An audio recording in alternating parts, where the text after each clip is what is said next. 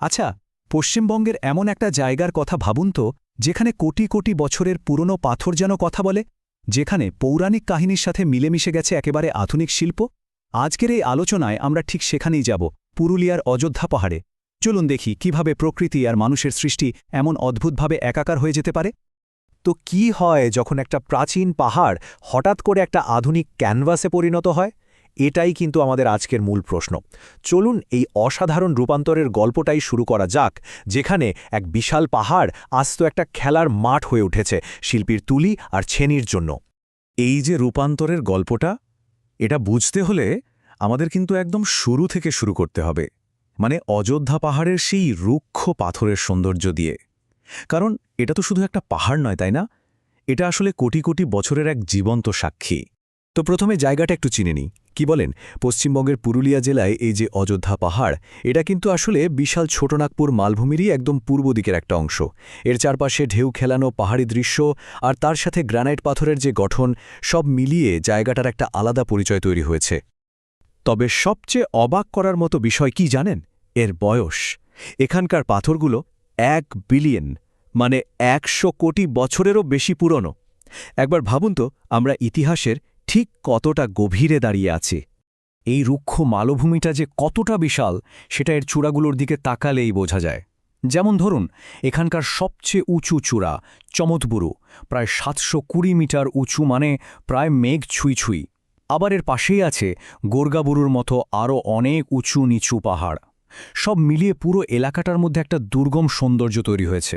কিন্তু এই যে প্রাচীন পাথর, এর পরতে পরতে শুধু যে ভূতত্ত্বের গল্প আছে তা কিন্তু নয়। এর সাথে জড়িয়ে আছে মানুষের বিশ্বাস আর অনেক পৌরাণিক কাহিনীও। চলুন এবার সেই জগতে একটু ঢু মারা যাক। এখানকার সবচেয়ে জনপ্রিয় যে গল্পটা, সেটা হলো সীতাকুণ্ডকে নিয়ে। লোকে বিশ্বাস করে যে বনবাসের সময় রামচন্দ্র তার তীর দিয়ে মাটি ফুঁড়ে এই ঝর্ণাটা তৈরি করেছিলেন দেবী সীতার তৃষ্ণা মেটানোর জন্য। বুঝতেই পারছেন, এই পৌরাণিক কাহিনীটা জায়গাটাকে একটা অন্য মাত্রা দিয়েছে, প্রায় একটা তীর্থস্থানে পরিণত করেছে। তবে অযোধ্যার এতগুলো পাহাড়ের মধ্যে একটা পাহাড় কিন্তু একেবারে অন্যরকম। একটা অসাধারণ রহস্য যেন নিজের বুকে লুকিয়ে রেখেছে পাহাড়টা। চলুন এবার সেই রহস্যের দিকেই এগোনো যাক। পাহাড়টার নাম হল পাখি পাহাড়। স্থানীয় ভাষায় এর মানে দাঁড়ায় পাখিদের পাহাড়। কিন্তু কেন এমন নাম? সেটাই তো আসল রহস্য, তাই না? কারণটা হলো, এই পাহাড়ের পাথুরে গায়ে খোদাই করা আছে 65টারও বেশি পাখির মূর্তি। হ্যাঁ, একদম ঠিকই শুনছেন। মনে হবে যেন পুরো পাহাড়টাই একটা বিশাল ভাস্কর্যের প্রদর্শনী। আর এই বিশাল শিল্পকর্মের ক্যানভাসটা কি জানেন? প্রায় 800 ফুট উঁচু একটা আস্ত পাহাড়। প্রকৃতির সাথে মানুষের শিল্পের এমন মেলবন্ধন সত্যি বলতে খুব কমই দেখা যায়। এখন স্বাভাবিকভাবেই প্রশ্ন আসে, কে তৈরি করল এই বিশাল শিল্পকর্মটা, বা কারা করল? এর পেছনের গল্পটাও কিন্তু ঠিক ততটাই ইন্টারেস্টিং। এই অসাধারণ প্রজেক্টটার পেছনের মূল মানুষটি হলেন শিল্পী চিত্তদে। তার একটাই স্বপ্ন ছিল, প্রকৃতি আর শিল্পকে এমনভাবে মিলিয়ে দেওয়া যাতে দুটো একে অপরের পরিপূরক হয়ে ওঠে। আর এই স্বপ্নের বাস্তবায়ন শুরু হয় 1990 সালে। ভাবুন, সেই তখন থেকে প্রায় 3 দশক ধরে শিল্পী চিত্তদে আর তার টিম অক্লান্ত পরিশ্রম করে পাথরের বুকে এই শিল্প ফুটিয়ে তুলেছেন। আর সবচেয়ে মজার ব্যাপার কি জানেন? কাজটা কিন্তু এখনও শেষ হয়নি। এটা এখনও চলছে, সময়ের সাথে সাথে বেড়ে উঠছে, ঠিক যেন একটা জীবন্ত শিল্পকর্ম। এখানকার ভাস্কর্যগুলো যে শুধু দেখতে সুন্দর তা কিন্তু নয়, এর একটা গভীর মানেও আছে। এই যে পাখিরা, এরা হলো শান্তি আর স্বাধীনতার প্রতীক। একবার ভেবে দেখুন, কঠিন চিরস্থায়ী পাথরের বুকে খোদাই করা হয়েছে উড়ে চলার প্রতীক পাখি। এই যে কন্ট্রাস্ট, এটাই কিন্তু শিল্পটাকে একটা অন্য লেভেলে নিয়ে গেছে।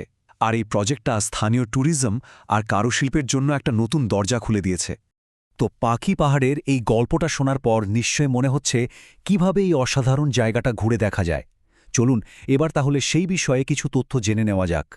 দেখুন, এখানে কিন্তু শুধু ভাস্কর্য দেখাই শেষ নয়, করার মতো আরও অনেক কিছু আছে। যারা ট্রেকিং বা রক ক্লাইম্বিং ভালোবাসেন, তাদের জন্য তো এটা একটা দারুণ জায়গা। আর হ্যাঁ, এখানকার যে অসাধারণ প্রাকৃতিক সৌন্দর্য, সেটা ক্যামেরাবন্দি করার সুযোগ তো মিস করাই যাবে না। তাছাড়া কাছাকাছি আদিবাসী গ্রামগুলো ঘুরে এলে স্থানীয় সংস্কৃতি সম্পর্কেও অনেক কিছু জানতে পারবেন। একটা জরুরি তথ্য দিয়ে রাখি, এখানে যাওয়ার কিন্তু সেরা সময় হল শীতকাল, মানে নভেম্বর থেকে ফেব্রুয়ারি মাসের মধ্যে। এই সময় আবহাওয়াটা বেশ ঠান্ডা আর মনোরম থাকে, ঘোরার জন্য একদম পারফেক্ট।